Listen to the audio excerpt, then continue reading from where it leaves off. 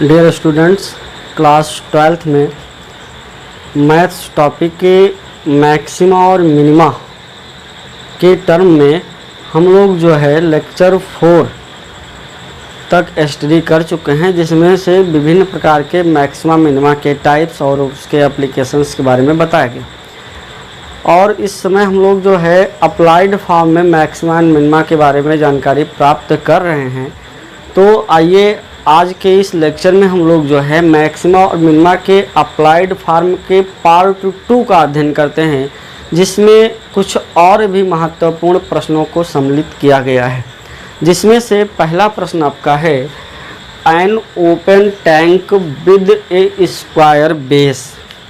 एक खुला हुआ tank with A square base यानी वर्गाकार आधार का एक खुला हुआ टैंक यानी टंकी and vertical sides is to be construct यानी जो है जो खुला हुआ टंकी है उसका आधार आपका वर्गाकार है और वर्टिकल साइड्स यानी साइड कैसे हैं, ऊर्ध्वाधर टंकी रखी हुई है। ठीक है, मान लेते हैं कि ये जो है आपका एक ऊर्ध्वाधर ऐसे टंकी है।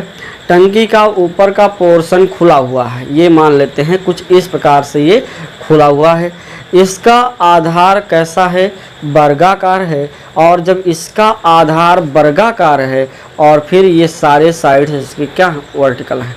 अगर टंकी इस प्रकार होता तो वो जहाँ वर्टिकल वहाँ हॉरिजॉन्टल होना चाहिए था, लेकिन टंकी आपका वर्टिकल है। दैट मीन्स कुछ इस प्रकार से टंकी को हम मान सकते हैं। ठीक है, तो आधार आपका स्क्वायर के फॉर्म में है, वर्ग के फॉर्म में, बाकी सभी वर्टिकल हैं। इज टू बी कॉन्स्ट्रक्टेड यानी बनवाना है। एक टंकी हमको बनवाना है जिसका आधार कैसा है, वर्गाकार है और वर्टिकल फॉर्म में है। वो खुली हुई टंकी है। दैट मीन्स ऊपर के पोर्शन में कोई जो है चद्दर या किसी प्रकार का कोई जो है धातु मेटल नहीं लगना चाहिए। फ्रॉम ए मेटल सीट यानी जो मेटल सीट किसी ना किसी धातु के चद्दर से उस टंकी को बनाना है। So as to hold a given quantity of water जिसमें कुछ दी गई मात्रा में जल को संचित किया जा सकता है। टंकी है, बेस इसका वर्गाकार है, वर्टिकल बाकी साइड्स हैं, उसमें दी हुई मात्रा में कुछ जो है पानी को भरा जा सकता है। दैट मीन्स उसका वॉल्यूम दिया होगा। आगे बढ़ते हैं। सो दैट द डेप्थ यानी गहराई सिद्ध कीजिए कि जो टंकी की गहराई है will be half of its breath. जो टंकी की गहराई है उसकी चौड़ाई की आधी है। टंकी की जो गहराई है वो चौड़ाई की क्या है, आधी है। यदि मेटल सीट बी मिनिमम यदि जो धातु की चादर है वो कम से कम लगाई जाए तो सिद्ध करना है कि जो उसकी गहराई होगी, गहराई किससे, गहराई उसके जो चौड़ाई की क्या है, आधी है। ठीक है, क्वेश्चन समझ में आ गया होगा। वर्गाकार आधार वर्गाकार है, एक खुली टंकी है, उसमें दी गई मात्रा में पानी आ जाता है, संचित किया जा सकता है। तो आपको सिद्ध करना है कि कम से कम चादर लगाने में किस प्रकार से जो है कम से कम चादर लगाया जाए कि जो है उसका डेप्थ यानी गहराई है टंकी की वो उसकी चौड़ाई से आधी हो। ठीक है, तो आगे बढ़ते हैं। हम लोग यहाँ जो है टंकी का आयतन दिया गया है। दैट मीन्स आपको पता है ये जो टंकी होगा ये कहीं ना कहीं घनाभ जैसा होगा। हम लोग घनाभ वगैरह मान सकते हैं जो वर्टिकल फॉर्म में होगा। तो इसकी लंबाई, चौड़ाई और ऊंचाई मालूम होनी चाहिए। तो चलते हैं, लिखेंगे late length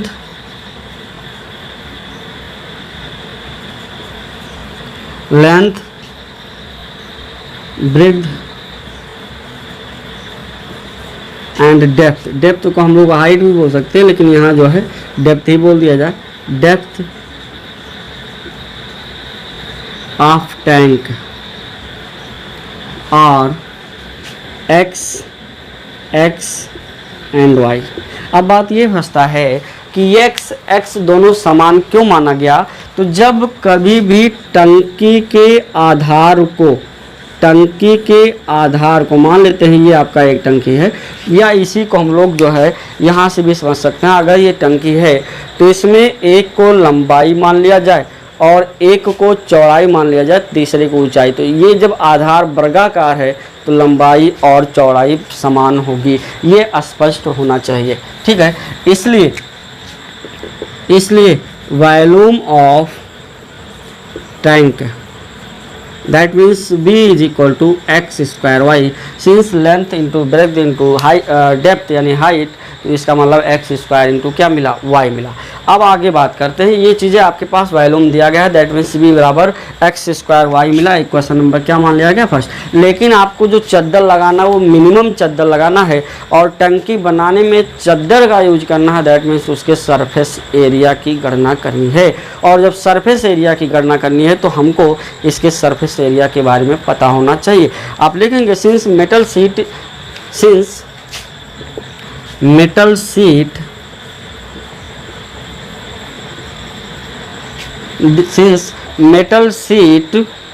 of tank will be minimum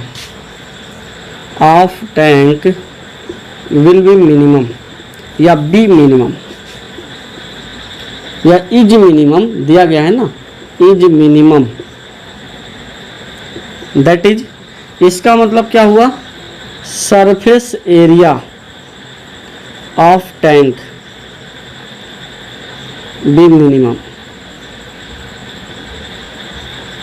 surface area की जगह पे हम टोटल सरफेस एरिया लिख सकते हैं, क्योंकि सारी की सारी जो है सभी साइड्स को लेकर काम चलना, केवल ऊपर वाले साइड को छोड़ करके। इसका मतलब यस बराबर, आपको पता है जो सरफेस एरिया होता है वो सभी भुजाओं, सभी साइड का जो है हमारा क्षेत्रफल, जैसे मान लीजिए आयत का होता है 2 गुणे लंबाई प्लस चौड़ाई। इस प्रकार से जब आप घनाभ होता, आधार उसका स्क्वायर ना होता तो x y plus y z plus z इस प्रकार से लेते, तो यहाँ पे एक का तो आधार होगा क्या, एक्स वाई, बाकी कितने साइड बचे, कुल 6 साइड बनेंगे। कुल इसमें कितने साइड बनेंगे, 6 साइड बनेंगे, तो एक एक्स स्क्वायर वाई, यहाँ जो बनेगा वो एक्स वाई, यहाँ भी बनेगा एक्स वाई, यहाँ भी बनेगा एक्स वाई, यहाँ भी बनेगा एक्स वाई, यानी 4 XY। और ऊपर का कोई भी पार्ट नहीं लेंगे क्योंकि टंकी आपका ओपन टंकी है। ठीक है, इसका मतलब x square plus 4XY, x square plus क्या हो जाएगा, 4XY हो जाएगा। अब हमको इसी को मिनिमम मैक्स में दिखाना है, तो हम क्या करेंगे, सीधा जो है y को इंटरचेंज कर देंगे उसके वैल्यू के हिसाब से। इसका मतलब एक्स स्क्वायर यहाँ हो जाएगा क्या, x square plus 4x into v upon x square, that means x is equal to x square plus 4v upon x upon 4b upon क्या हो जाएगा, x हो जाएगा। So first derivative of s with respect to x is equal to 2x plus की जगह पे हो जाएगा minus 4b upon x square. आप कहेंगे फॉर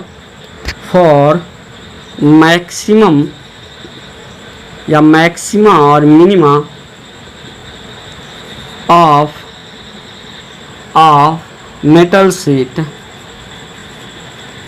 चद्दर जो धातु का चद्दर है उसके मैक्सिमा और मिनिमा होने की दशा में first derivative of x with respect to x is equal to 0, that means 2x is equal to 4b upon x square, 2 2 जा 4 हो गया, that means x cube is equal to 2b, x cube is equal to क्या मिलेगा, x square है और x square यानी कि x cube 2 plus क्या हो जाएगा यहाँ से, अच्छा एक minute, 2x minus 4b upon x square is equal to क्या होगा, 0 होगा।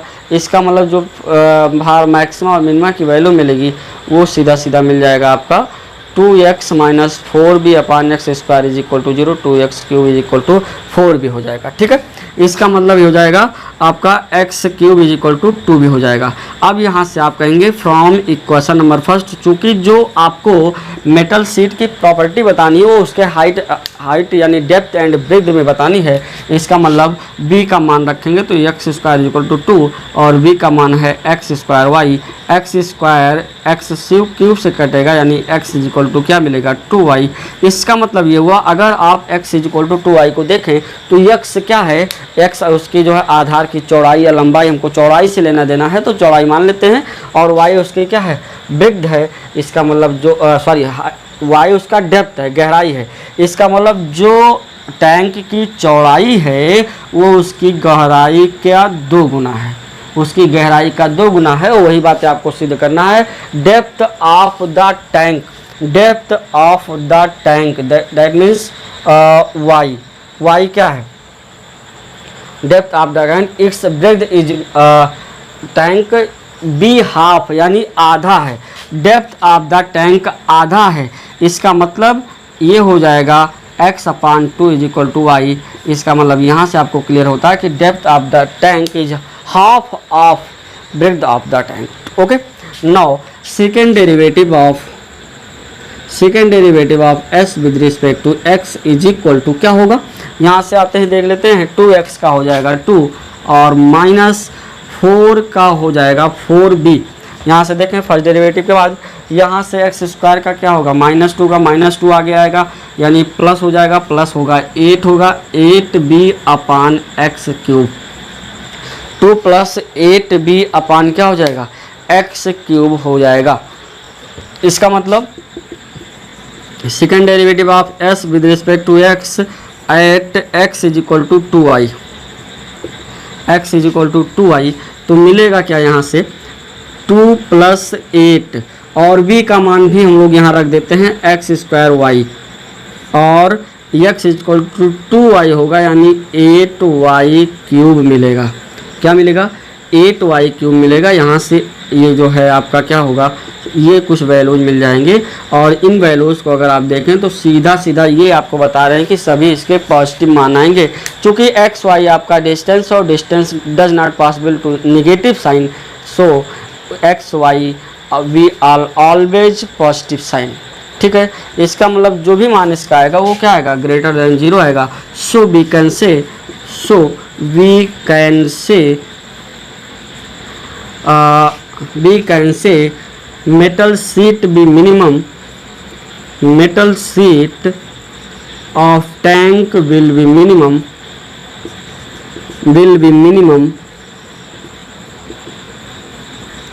if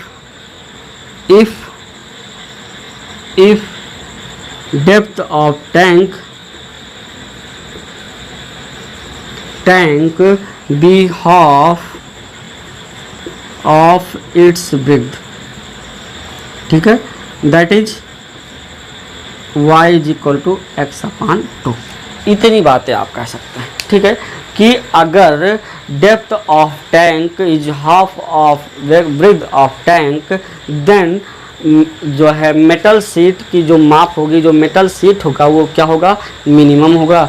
इतनी बातें आपको बतानी थी। ठीक है, यहाँ पे मेटल सीट की माप नहीं पूछी गई है, इसका जो है क्वांटिटी नहीं पूछी गई है, तो हम इसको यहीं पे छोड़ देते हैं कि और मैक्सिमम मिनिमम बताते हैं। ठीक है, अब चलते हैं नेक्स्ट प्रश्न पर, अगले प्रश्न पर बढ़ते हैं।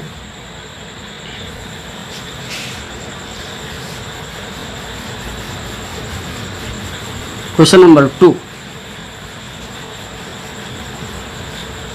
क्वेश्चन नंबर 2, आज के इस लेक्चर के साथ आपको मैक्सिमा और मिनिमा को फिनिश कर देना है। सो आपके लेक्चर में, इस लेक्चर में एक आध प्रश्न आपके निश्चित श्रृंखला के प्रश्नों की संख्या पर से अधिक हो सकते हैं, क्योंकि मैक्सिमम मिनिमा को आज यहाँ पे समाप्त कर देना है। नेक्स्ट लेक्चर नए टॉपिक के साथ होगा।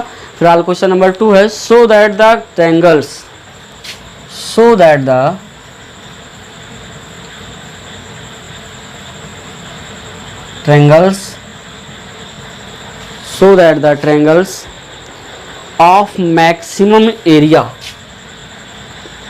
of maximum area that can be inscribed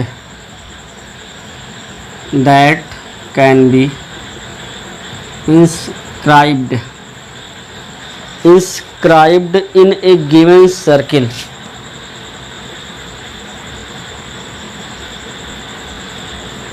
given circle is an equilateral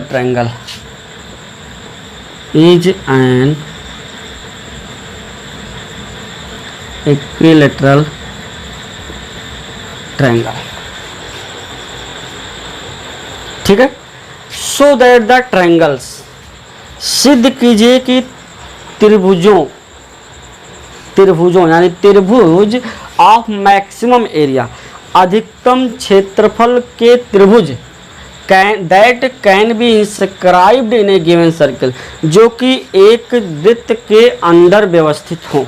ठीक है, सिद्ध कीजिए कि किसी वृत्त के अंदर व्यवस्थित मैक्सिमम क्षेत्रफल के जो त्रिभुज होते हैं वो आइसो क्या हो, इक्विलेटरल ट्रायंगल होते हैं।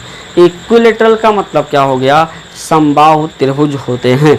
क्या होते हैं, समबाहु त्रिभुज होते हैं। ठीक है, इस बात को आपको प्रूव करना है कि जो वृत्त के अंदर होंगे मैक्सिमम एरिया के ट्रायंगल वो क्या होंगे, समबाहु त्रिभुज होंगे। अब बात ये आती है समबाहु त्रिभुज को कैसे हम लोग प्रूव करते हैं। समबाहु त्रिभुज की दो प्रॉपर्टी होती है, एक तो ये कि every angle will be 60 degree, otherwise every side are equal each other, यानी प्रत्येक भुजाएं आपस में बराबर हो या प्रत्येक कोण 60 अंश का हो, दोनों में से किसी एक को हम प्रूव कर सकते हैं। ठीक है, तो चलिए आगे बढ़ते हैं। तो सबसे पहले हम लोग एक वृत्त बनाते हैं और उस वृत्त के अंदर त्रिभुज को व्यवस्थित करते हैं। ठीक है, ये आपका वृत्त हुआ।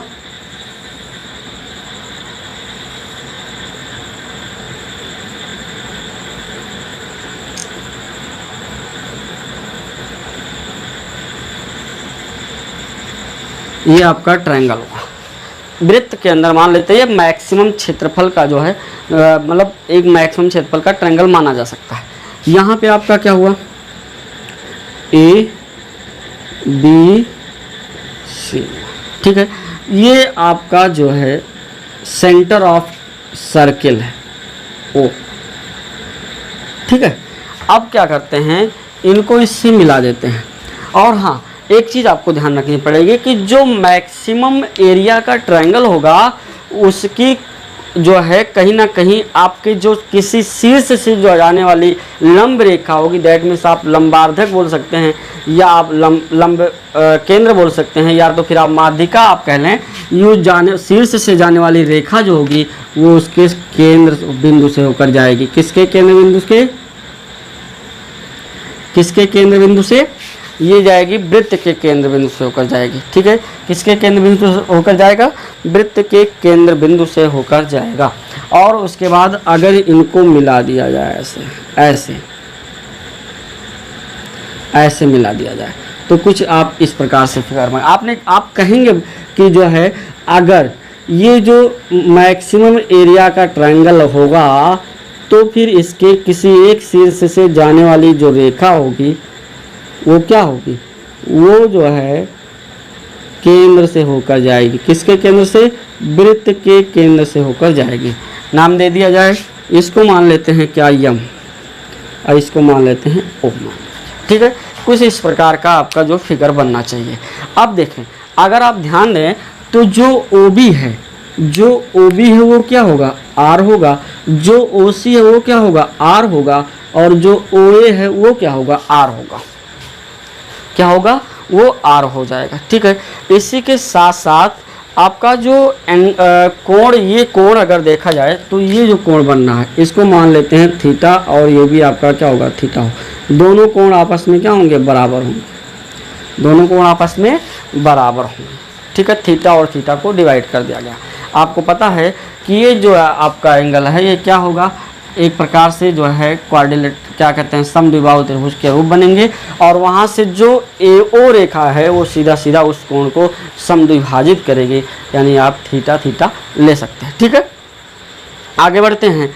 अब देखिए, ये बातें क्लियर होने के बाद हमको करना क्या, हम मैक्सिमम एरिया का जो ट्रायंगल है यानी जो त्रिभुज का क्षेत्रफल ज्ञात करना है। लेकिन ये भी ध्यान रखना है क्या कि हमें वृत्त के अंदर हैं तो उनके एरिया में जो ट्रायंगल का जो एरिया होगा उसमें रेडियस यानी वृत्त का रेडियस भी सम्मिलित होना चाहिए। ठीक है, तो इसके लिए आप लिखेंगे लेट, सॉल्यूशन में लिखेंगे late a circle COR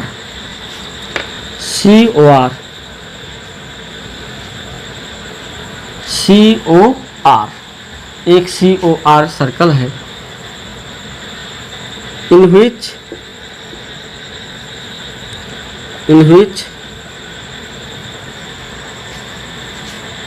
a maximum areas triangle in which inscribed a maximum area triangle। एक अधिकतम क्षेत्रफल का जो है क्या है, त्रिभुज है, दैट इज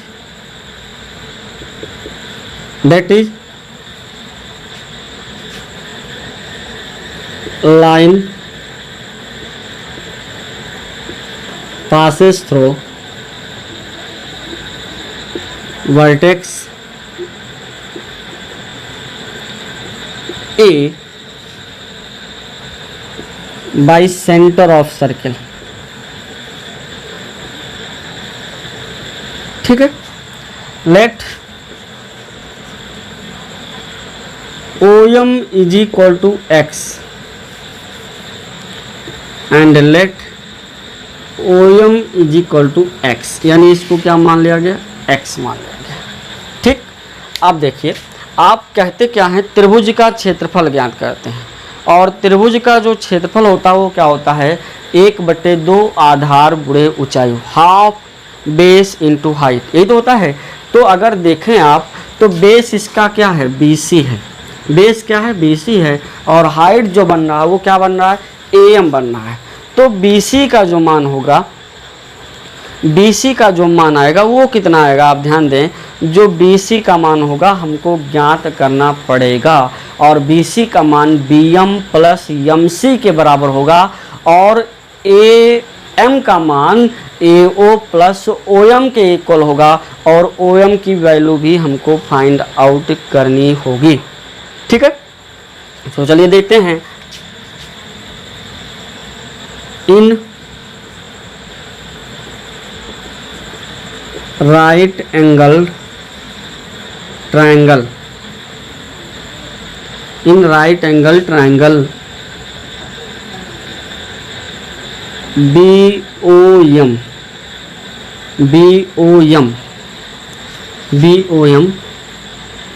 अब देखें BOM में क्या है, आपको निकालना है DM लंब, और दिया गया है कर्ण, थीटा के सामने भुजा लंब होती है, परपेंडिकुलर और हाइपोटेनस दिया गया है।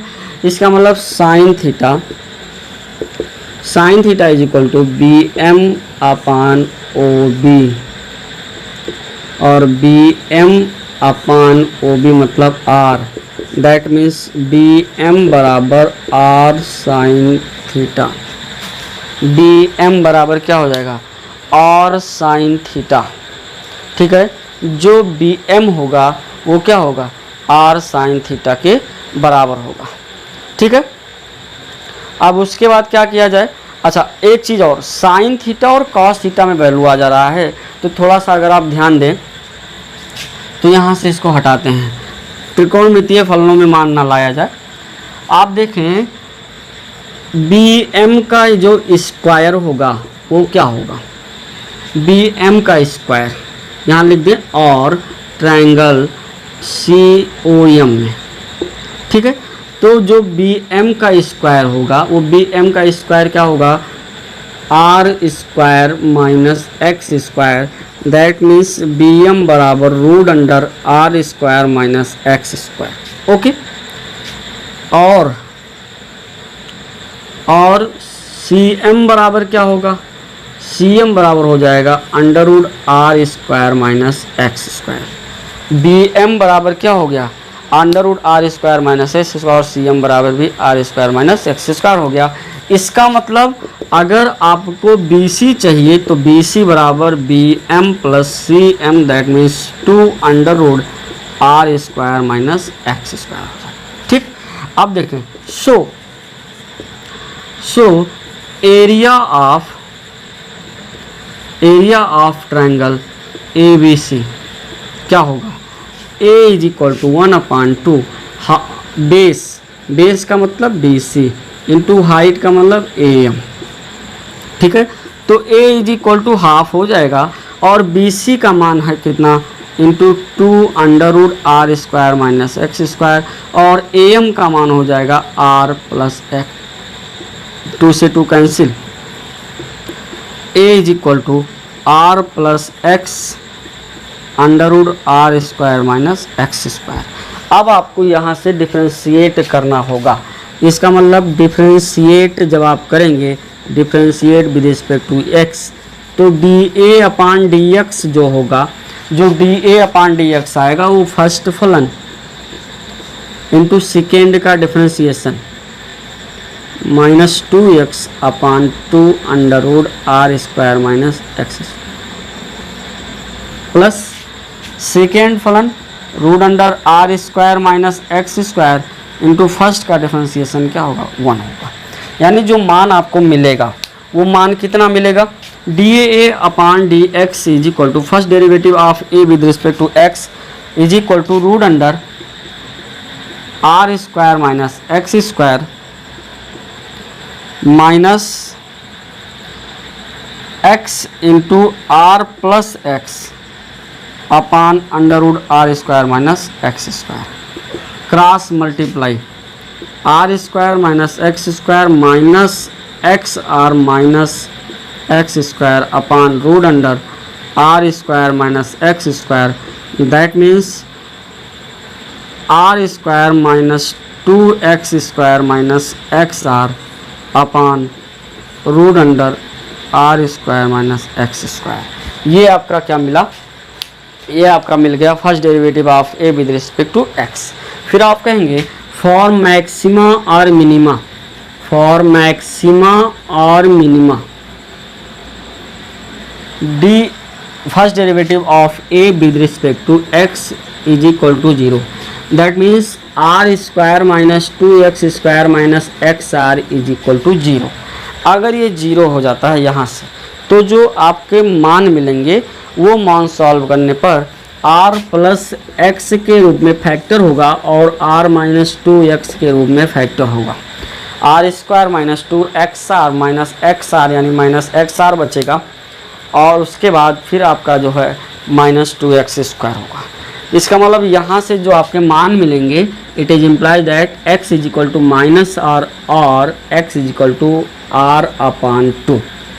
ठीक है, माइनस आर, आर क्या है, आर क्या है, रेडियस है, आर क्या है, रेडियस है और रेडियस है वो नेगेटिव साइन में आया और यक्स आपका क्या, ये भी कहीं ना कहीं लेंथ है। इसका मतलब ये जो होगा वो एन एक्सेप्टेबल होगा। ठीक है, जो आपको गणना करनी होगी वो गणना एन एक्सेप्टेबल, जो गणना करनी होगी वो x is equal to r by 2 होगा। Now second derivative of a with respect to x, जो मान आएगा वो कितना आएगा, सेकेंड डेरिवेटिव याद करते हैं। सेकेंड डेरिवेटिव जो होगा वो यहाँ से जो है हर इंटू अंश का डिफरेंशिएशन लगेगा और हर इंटू अंश का डिफरेंशिएशन कर लगने के बाद ये सॉल्व जो होगा वो आइए देख लेते हैं थोड़ा सा।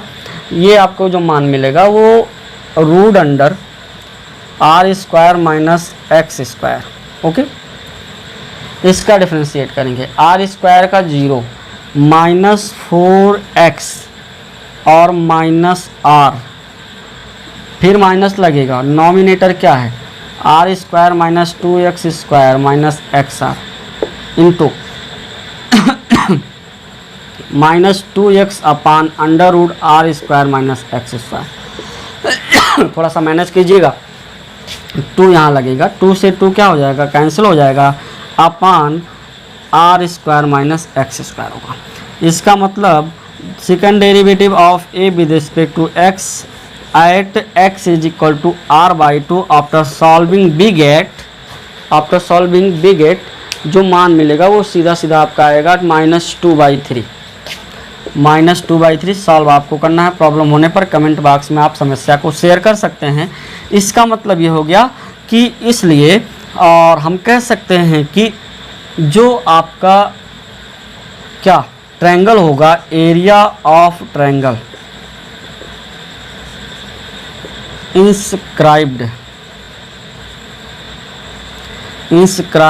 in a circle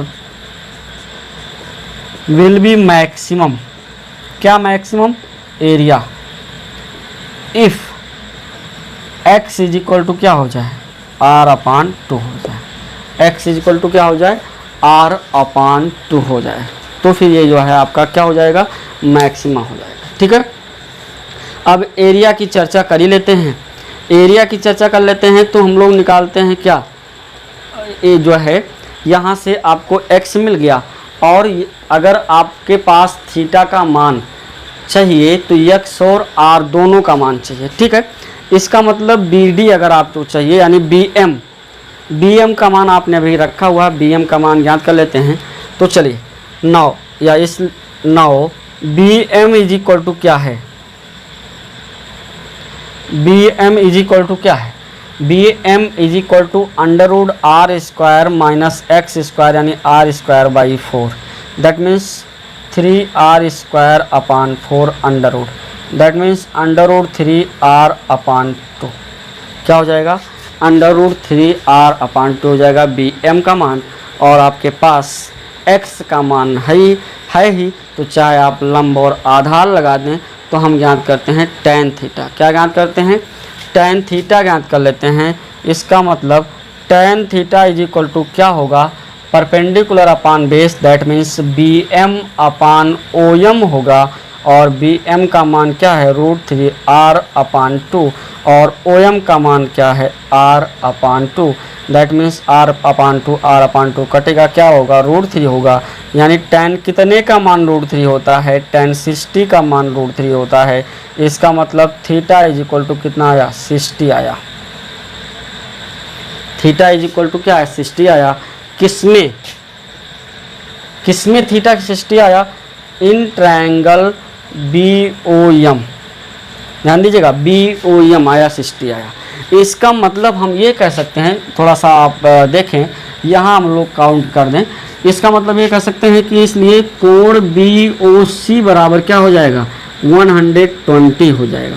कितना हो जाएगा, 120, क्योंकि 60 यहाँ का 60 यहाँ का 60 क्या हो जाएगा, 120 हो जाएगा। सिंस आपको एक प्रॉपर्टी मालूम है कि किसी भी वृत्त के एकांतर खंड की परिधि पर बना कोण केंद्र पर बने कोण का आधा होता है। इस सिंस आप कहेंगे कोण BAC is equal to half of कोण BOC। ठीक है, इसका मतलब कोण BAC इज इक्वल टू कितना हो जाएगा, 60 डिग्री हो जाएगा। क्या हो जाएगा, 60 डिग्री हो जाएगा। सिमिलरली कोण B भी 60 होगा, कोण C भी 60 होगा।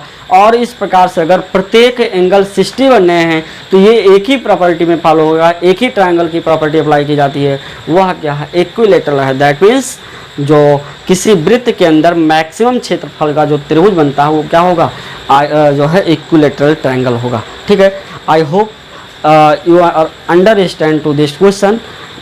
तो ठीक है, now we calculate the next question, question number 3।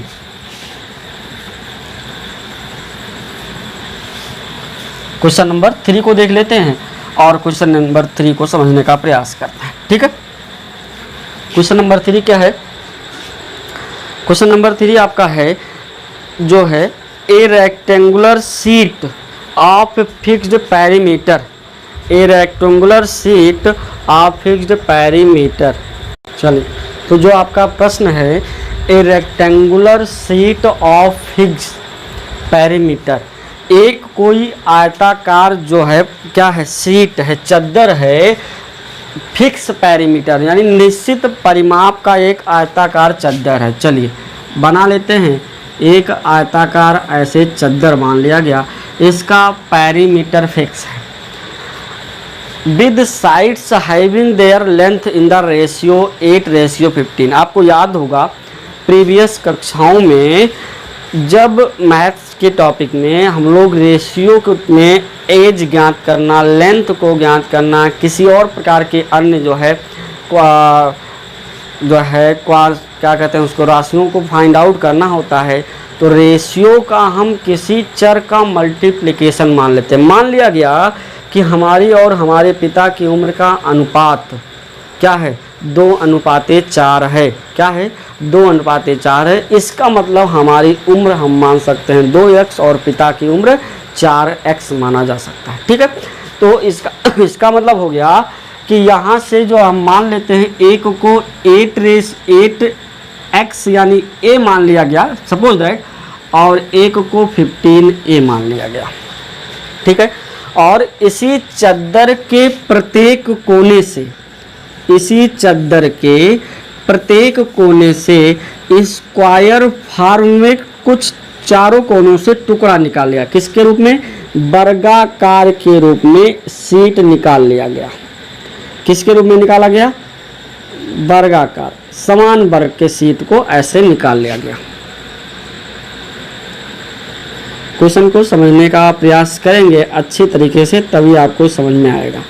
चलिए, सपोज दैट कि चारों कोनों से ऐसे जो है क्या निकाल लिया गया, एक जो है कुछ क्षेत्रफल, निश्चित क्षेत्रफल को निकाल लिया गया।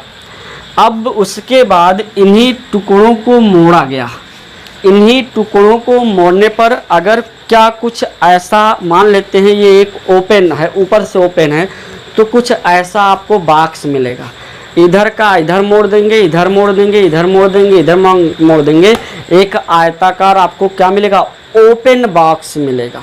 और आप अगर ध्यान दें तो इस साइड को फोल्ड करना है, इस साइड यानी चारों साइड को फोल्ड करना है।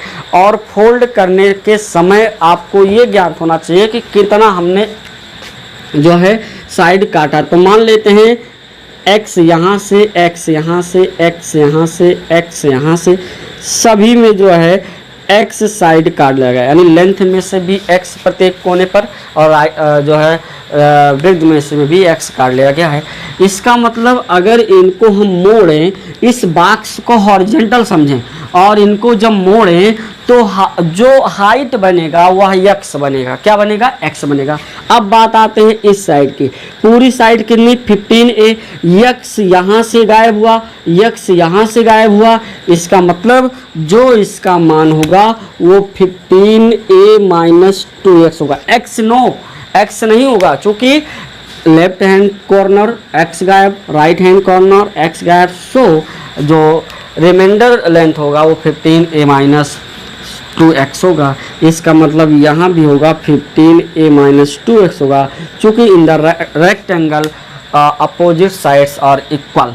ओके, और यहाँ देखते हैं ये 8A था, कितना था? 8A था, और यहाँ से भी x निकला, यानी 8A माइनस 2x, और 8A माइनस क्या होगा? 2x होगा। यानी जब ये फोल्ड होगा तो जो चौड़ाई बनेगी वो 8A माइनस 2x, जो आधार की यानी लंबाई मानेंगे वो 15A माइनस 2x, और जो ऊंचाई मानेंगे वो क्या मानेंगे? x मानेंगे। तो आइए इन्हीं को समझते हैं और लिखने का प्रयास करते हैं किस प्रकार से इसको समझा जाए। Let the sides of rectangular sheet, मान लेते हैं let the side of rectangular sheet और क्या है? 8A and 15A। कितना मान लिया गया? 8A एंड 15A मान लिया गया। ठीक है,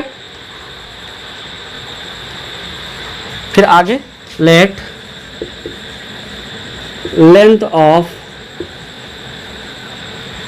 of each side, length of each side of the square form, each side of the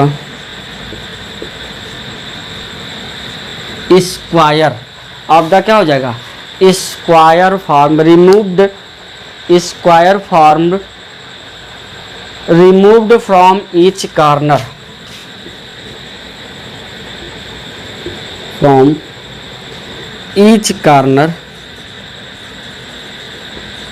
प्रत्येक कॉर्नर से जो है, जो लेंथ ऑफ ईच कॉर्नर, जो लंबाई के जो आपके चद्दर काटे जा रहे हैं वो वर्ग के रूप में हैं, और उसकी लंबाई कितना मान लिया गया? x मान लिया गया। क्या मान लिया गया? x मान लिया गया। ठीक है, आप लिख सकते हैं of the sheet dx unit, क्या कहा गया? x यूनिट कहा गया। इसलिए डायमेंशन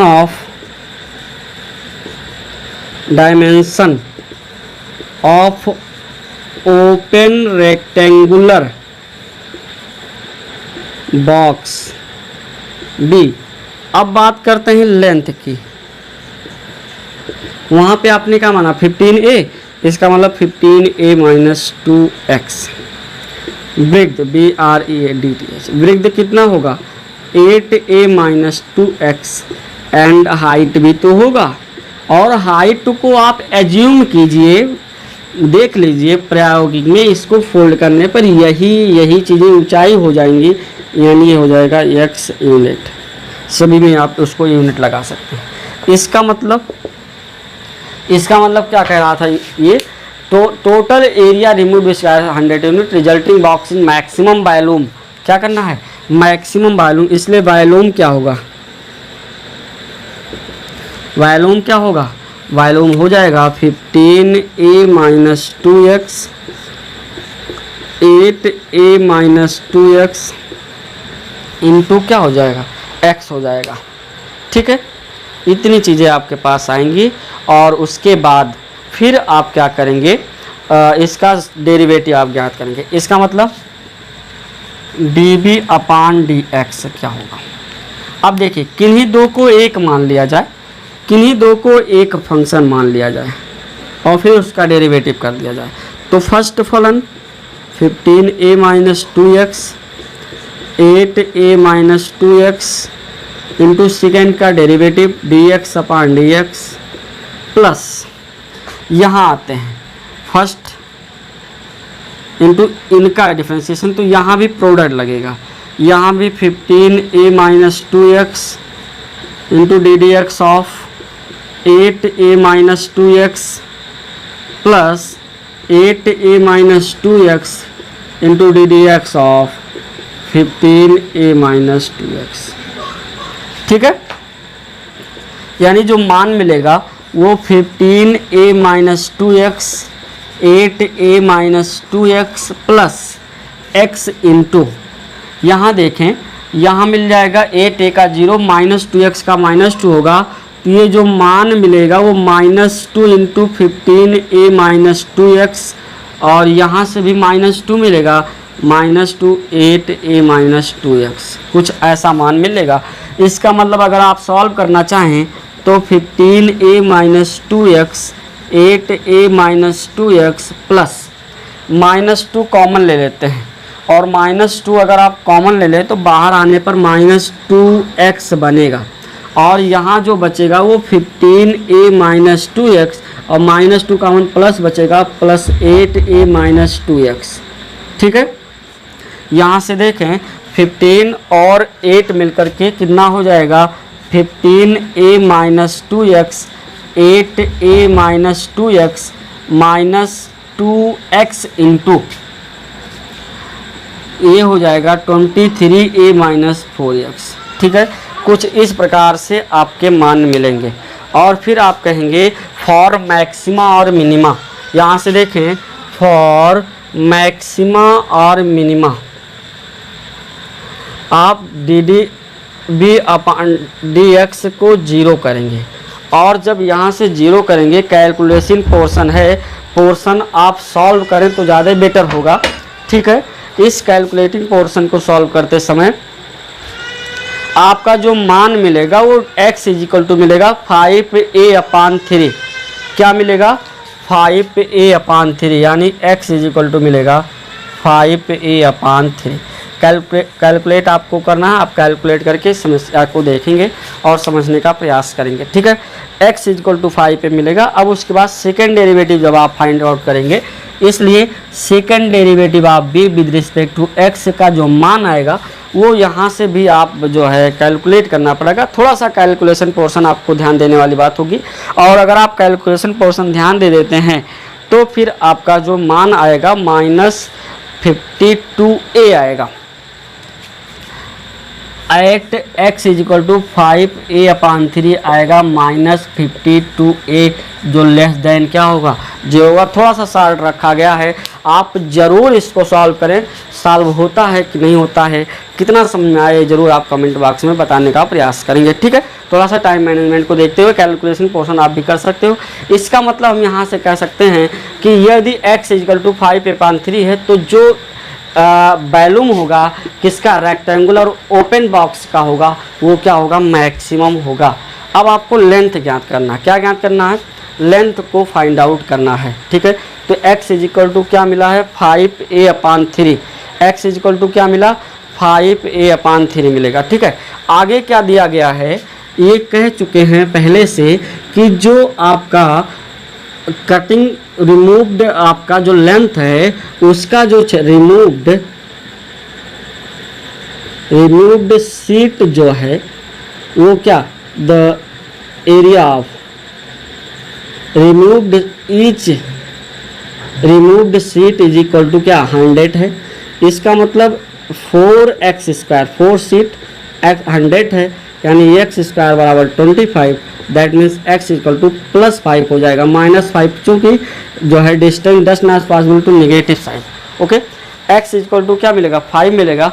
अगर ये 5 मिलता है तो इसलिए from x equal to 5a/3 से जो आपका मान मिलेगा वो 5 बराबर 5a/3 होगा, कैंसिल होगा। a इज इक्वल टू क्या मिलेगा? 3 मिलेगा। a इज इक्वल टू 3 मिलेगा, इसलिए लेंथ ऑफ सीट कितना है? 15a है, और 15a को आप जब गुणा करेंगे तो 15 3 कितना हो जाएगा? 45 यूनिट। एंड जो ब्रिग्ड होगा, ब्रिग्ड ऑफ सीट एक दूसरे को आप मान सकते हैं 8a होगा, 10 में 8 × 3 यानी 24 यूनिट हो जाएगा। ठीक है, इस प्रकार से लेंथ और ब्रिग्ड को आप आसानी से सॉल्व कर सकते हैं। तो फिर हम लोग जो है चलते हैं अपने नेक्स्ट प्रश्न की तरफ। अगले प्रश्न को ध्यान देते हैं कि अगला प्रश्न जो आपका क्या है, इसको समझने का प्रयास करते हैं।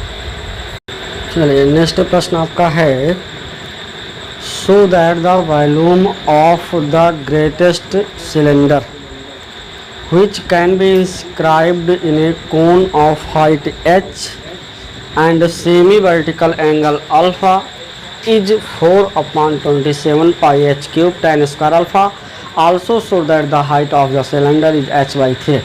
यानी किसी कोन के अंदर महत्तम आयतन का जो सिलेंडर होगा उसका जो आयतन है वो 4/27 पाई h cube tan square alpha prove करना है, और साथ ही साथ उसकी जो ऊंचाई है किसकी, also so that height of the cylinder की जो ऊंचाई है वो h/3 बतानी है। ठीक है, तो हम लोग चलिए स्टार्ट करते हैं। फिगर आपके सामने है, late VAB be the cone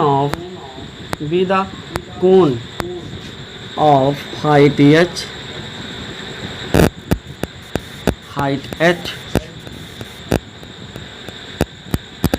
which is height h inscribed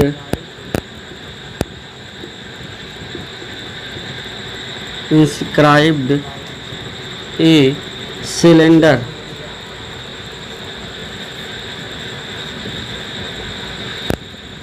VAB एक कोण है जिसमें जो है एक सिलेंडर इंस्क्राइब्ड है, cylinder of radius x and semi vertical angle of the cone is alpha. ठीक, इसलिए in right angle triangle VO'A'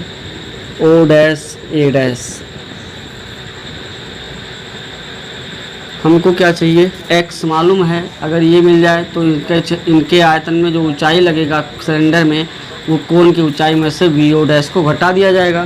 तो VO और परपेंडिकुलर यानी tan alpha is equal to A'(O' upon VO' is equal to ये हो जाएगा आपका A'(O' x cot alpha. क्या हो जाएगा, x cot अल्फ़ा। ठीक है, इसका मतलब OO' is equal to VO minus VO', इसका मतलब H minus x cot alpha, H minus x cot alpha. Radius आपको पहले से पता है, इसलिए let volume of the cylinder, let V be the volume of cylinder such that V is equal to pi R square यानी x square h का मतलब हो जाएगा x minus h cot alpha, that means pi h x square minus pi x cube cot alpha, ये हो जाएगा V। ठीक है, अल्फ़ा भी आपका आ गया है, वॉल्यूम को प्रूव करना है, तो फिर आप क्या कहेंगे, इसलिए dV अपान dx जो मिलेगा वो मिलेगा क्या, 2x pi h minus 3 pi x square cot alpha and second derivative of d with respect to x is equal to 2 pi h minus 6 pi x cot alpha. ठीक है, आप कहोगे फॉर मैक्सिमा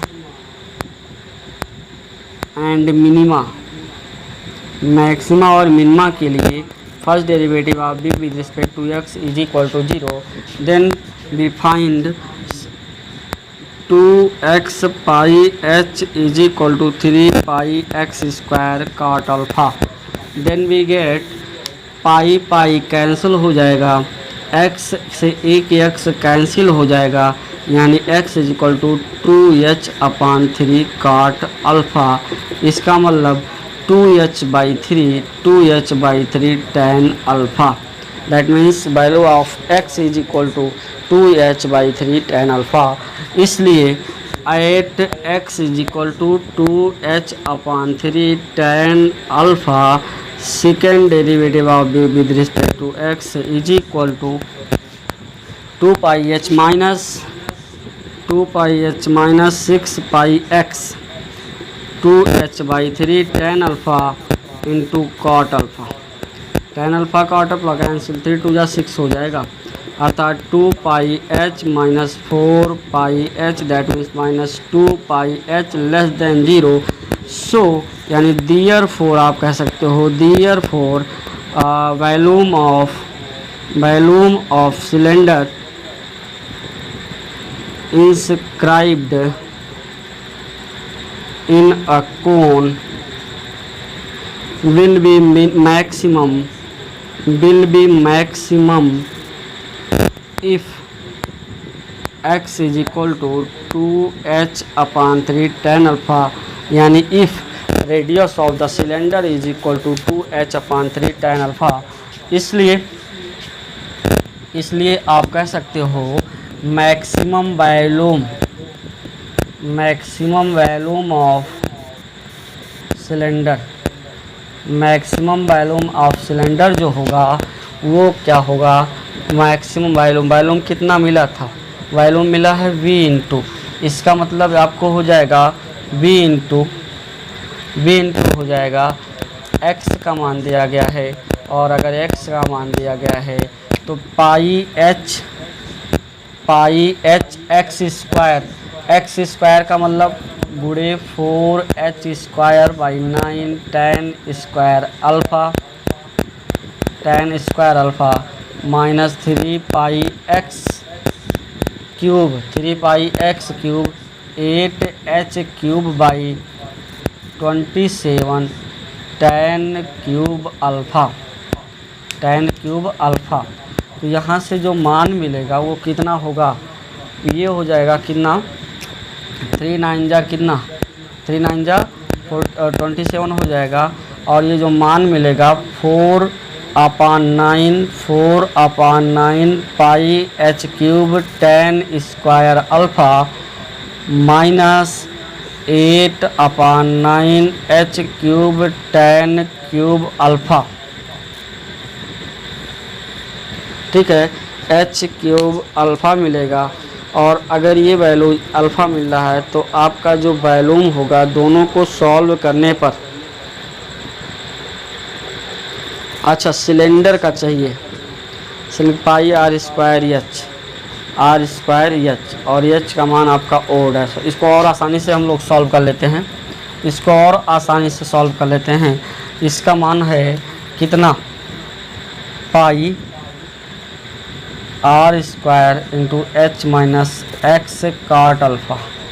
ठीक है, तो यहाँ देखें पाई हो जाएगा और एक्स स्क्वायर का मान 4h square upon 9 tan square alpha, और यहाँ जो मिलेगा वो h minus 2h/3 tan alpha काट alpha.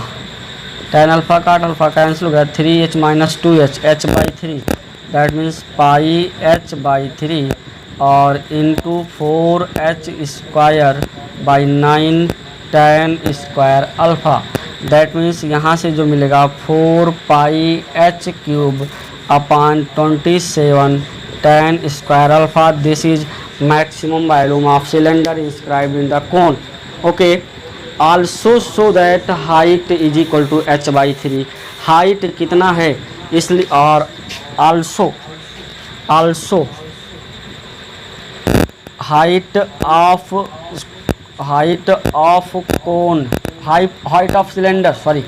Height of cylinder is equal to O dash.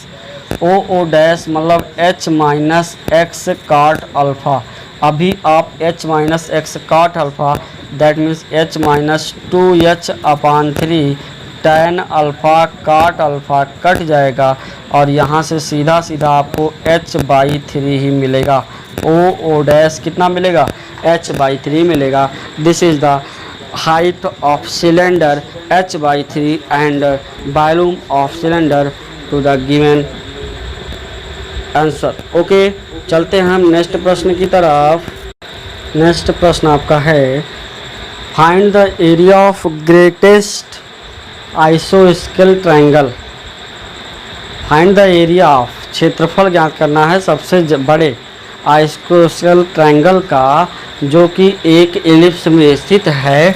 और एलिप्स कैसा है कि उस त्रिभुज का एक शीर्ष उसके बर्टे जो है किस पे है, एक शीर्ष कहाँ है, मेजर एक्सिस के एक कोर पर है, मेजर एक्सिस के एक एंड पॉइंट पर है। ठीक है, तो आइए हम लोग एक जो है एलिप्स बनाते हैं और एलिप्स के में जो है एक ग्रेटेस्ट एरिया का ट्रायंगल व्यवस्थित करते हैं, जिसका एक शीर्ष ए इसके मेजर एक्सिस के एंड पॉइंट पर है, बाकी दो शीर्ष एलिप्स पर स्थित हैं।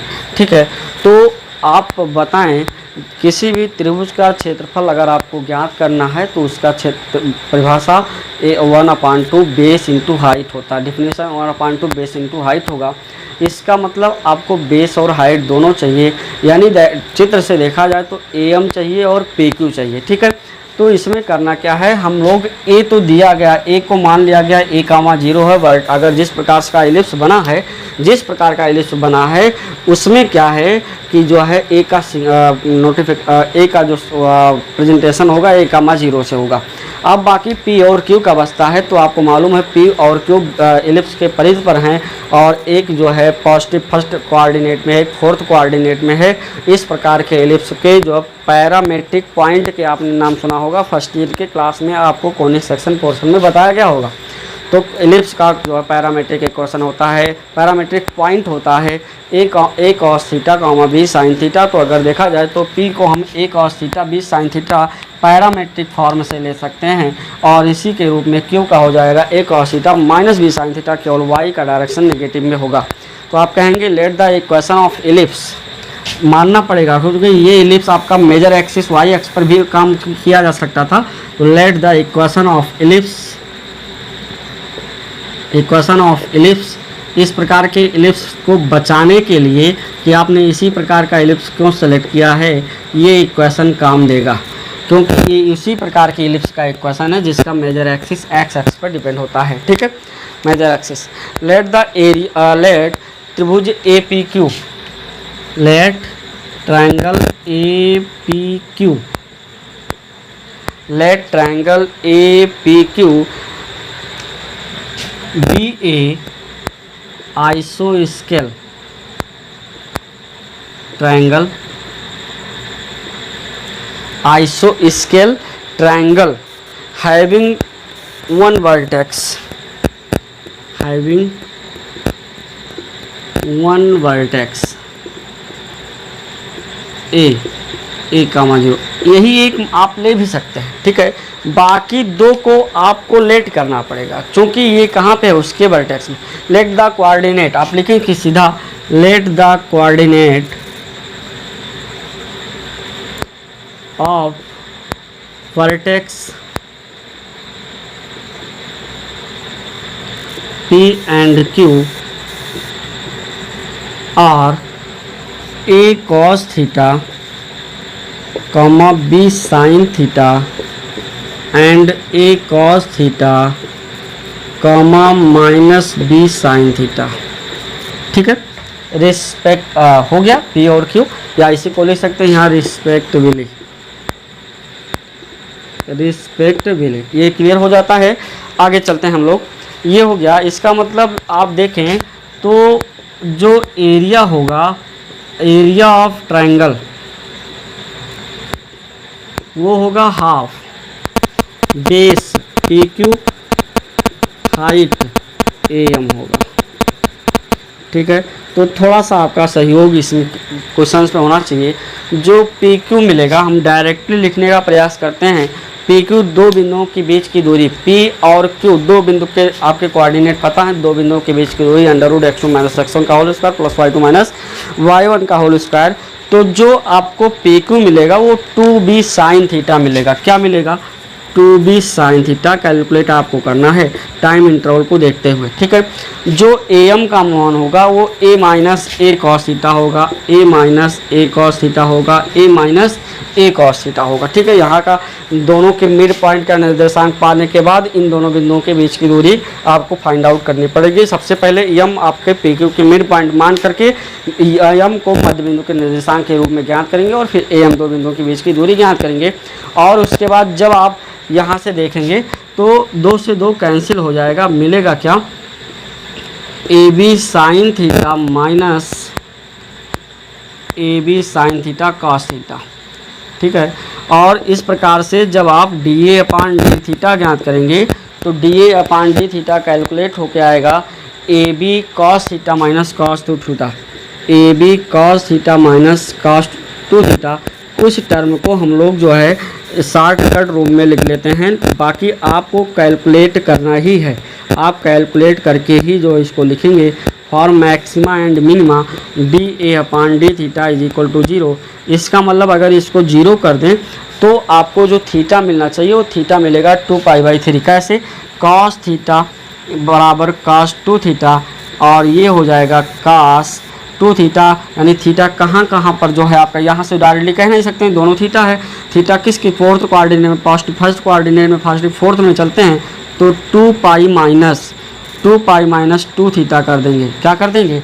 2π - 2 थीटा करने के बाद आपका जो है काम बन सकता है।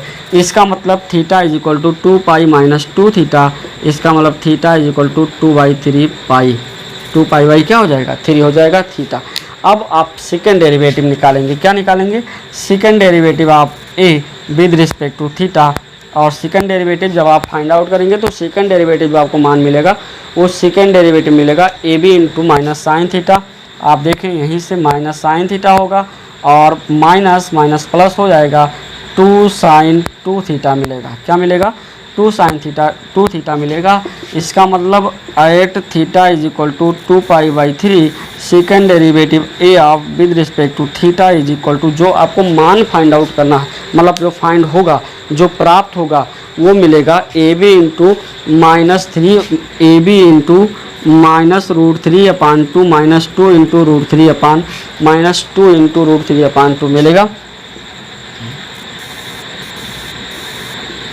माइनस ये मिल जाएगा आपका, यहाँ से आप कैलकुलेट करेंगे तो 2 से 2 कैंसिल हो जाएगा, सीधा सीधा मिलेगा लेस देन 0। क्या मिलेगा?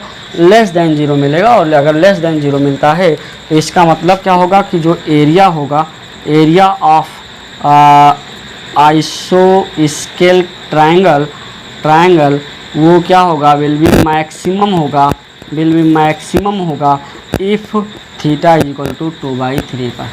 थीटा इज इक्वल टू 2/3 पर क्या होगा? मैक्सिमम होगा, ठीक है। अब हम लोग चलते हैं नेक्स्ट प्रश्न पर। सेशन को थोड़ा सा आपको पहले बता दिया गया, सेशन को समाप्त करना है मैक्सिमम मिनिमा टॉपिक को समाप्त करना है तो एक आध क्वेश्चन पिछले प्रश्नों की श्रृंखला के अनुसार अधिक हो रखे भी गए हैं, जिससे आपके सभी महत्वपूर्ण प्रश्नों को आसानी से बताया जा सके। ठीक है, कुछ प्रश्न, अब प्रश्न संख्या 6 पर चलते हैं।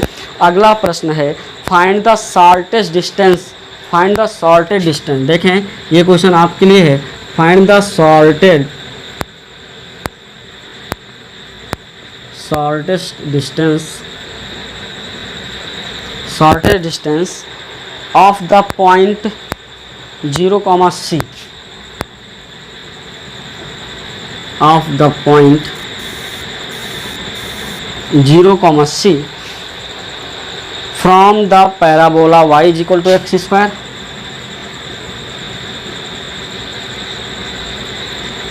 y = x square, okay, where C greater than 0 less or equal to 5, C का मान 0 से बड़ा या बराबर 5 से छोटा या बराबर है। इसका मतलब फाइंड द शॉर्टेस्ट डिस्टेंस, वह कम से कम छोटी से छोटी दूरी ज्ञात कीजिए कहाँ से, ऑफ द पॉइंट 0, C का from the parabola y = x square. अब ये पता होना चाहिए कि y = x स्क्वायर पैराबोला का जो है ग्राफ कैसा बनेगा। तो आपको मालूम होना चाहिए, जब आपको जो बताया गया होगा कॉनिक सेक्शन में, तो कुछ इस प्रकार से जो है आपको कुछ इस प्रकार से आपके पास पैराबोला का इक्वेशन आ रहा होगा। ठीक है, इस प्रकार से। तो पहचान भी यहाँ बताई गई होगी। पहचान क्या बताई गई होगी, साइन को उठा के y के साथ कर, साइन को उठा के वेरिएबल के साथ कर लीजिए और जिस साइन में होगा उसी डायरेक्शन में होगा। प्लस y है, इसका मतलब इसका डायरेक्शन ऊपर, निगेटिव बनेगा इसका मतलब इसका डायरेक्शन नीचे, निगेटिव x बनेगा direction negative x, positive x बनेगा नेगेटिव डायरेक्शन पॉजिटिव। यानी साइन को उठा के आप वेरिएबल के साथ कर लीजिए, जिस दिशा में जाएगा उस दिशा में ग्राफ बनेगा। यहाँ इस इक्वेशन को आप उल्टा करके पढ़िए, आप कहेंगे सिंस x स्क्वायर बराबर y square is the given equation of parabola. इसका मतलब यहाँ 4a दे सकते हैं, अगर आप कांस्टेंट मान सकते हैं, यहाँ प्लस y बनना है, इसका मतलब इसका ग्राफ डायरेक्शन प्लस y की तरफ जाएगा। और प्लस y की तरफ अगर जाता है तो इस पर कोई बिंदु एक मान लेते हैं x, y, जिसको आप p नाम देते हैं। और 0, C कहाँ होगा, 0, C कहीं ना कहीं इस अक्ष पे होगा। और इन दोनों बिंदुओं के बीच की दूरी, इन दोनों बिंदुओं के बीच की दूरी आप यहाँ पे मान सकते हैं O। तो अब आप बताएं OP की जो दूरी होगी वो शॉर्टेस्ट डिस्टेंस है। OP का मान दो बिंदुओं के बीच की दूरी से आप ज्ञात कर सकते हैं। और दो बिंदुओं के बीच की दूरी ज्ञात करने के लिए उसी को आप किसी रूप में मान करके y, z, x मान करके उसको जो है मैक्सिमा और मिनिमा बता सकते हैं। इतना काम आपको करना है, बस इतनी सी बातें करनी है। जहाँ पे y होगा वहाँ पे x स्क्वायर लिखेंगे, एक ही वेरिएबल रखना है, तो जहाँ पे y होगा वहाँ पे क्या रख देंगे, x स्क्वायर रख देंगे और दो बिंदुओं के बीच की दूरी को हम लोग आसानी से फाइंड आउट कर सकते हैं। काम आपको करना है, बस ध्यान ये रहे कि हम उसको स्टेप बाय स्टेप कैसे आगे बढ़ाएं। दो बिंदुओं के बीच की दूरी ज्ञात करेंगे, उसके बाद x और y दोनों मिलेगा, c तो कांस्टेंट, y को हटाएंगे, y = x स्क्वायर से। उसके बाद हम लोग इसको एक नया कांस्टेंट मान करके क्वेश्चन को सॉल्व कर सकते हैं। सेशन का last question, most important question, the total cost of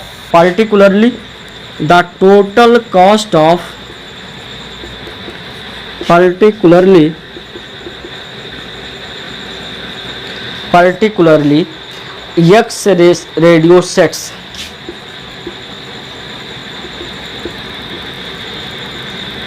set per day is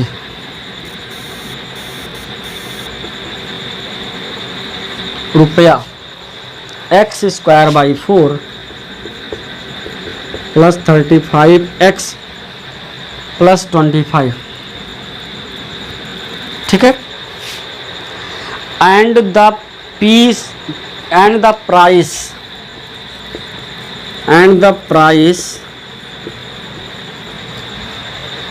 पर सेट एट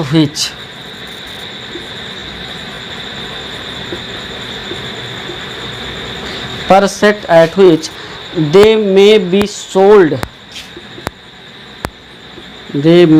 sold रुपया 50 - x/2 50 - x/2। Find the daily output to maximise, find the daily output to maximise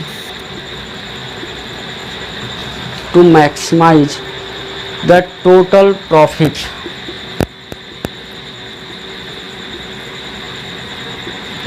आप बताइए, question अगर आप समझ जाते हैं तो यक्स रेडियो सेट का जो पर डे का कॉस्ट होता है वो कितना है, टोटल कास्ट है एक्स स्क्वायर अपान 4 प्लस 35 एक्स प्लस 25, यानी यक्स रेडियो सेट को खरीदने में टोटल जो मूल्य लगता है वो इतना लगता है, x square plus 35 x plus 25। ठीक है, अब कह रहे हैं द प्राइस पर सेट, प्रत्येक सेट का जो प्राइस है वो बेचने में कितना लग रहा है, 50 माइनस एक्स बाई 2, यानी एक रेडियो सेट को 50 माइनस एक्स बाई 2 रुपये में बेचा जा रहा है। तो कह रहा है टोटल प्रॉफिट ज्ञात कीजिए। जाहिर सी बात है, प्रॉफिट इज इक्वल टू होता है selling price minus cost price, selling price minus cost price. लेकिन ध्यान रहे, जो सेलिंग प्राइस दिया गया है वो 1 का दिया गया है और कितने रेडियो सेट बन रहे हैं, यक्स बन रहे हैं, यानी x into 50 minus x by 2 ये सेलिंग प्राइस होगा, minus total cost price x square by 4 plus 35 x plus 25, ये यहाँ से मिल जाएगा। तो जो सॉल्व करने पर आपको मिलेगा वो क्या मिलेगा, प्रॉफिट मिलेगा। और प्रॉफिट मिलने के बाद इसी को जो है आप क्या करेंगे, सीधा सीधा P ही मान सकते हैं dP बाई dx करके, और उसको जो है P का मान निकालेंगे, फिर आप इसके मैक्सिमा और मिनिमा को आसानी से बता सकते हैं, फिर यहाँ से P का मान भी बता सकते हैं। बहुत ही आसान अगर आप समझ जाते हैं, क्योंकि एक वस्तु के सेलिंग प्राइस का मूल्य दिया है, x वस्तु के सेलिंग प्राइस का मूल्य x गुणे हो जाएगा एक वस्तु का, और सभी का कॉस्ट यहाँ दिया गया है। सॉल्व करने पर आपको प्रॉफिट मिलेगा, प्रॉफिट को आप फिर मैक्सिमम मिनिमा के प्रोसेस से सॉल्व करना जानते हैं। तो बस आज के सेशन के लिए इतना ही। 2 क्वेश्चन आपको दिए गए होमवर्क के रूप में, इसके पहले के लेक्चर में भी आपको एक प्रश्न होमवर्क के रूप में दिया गया था।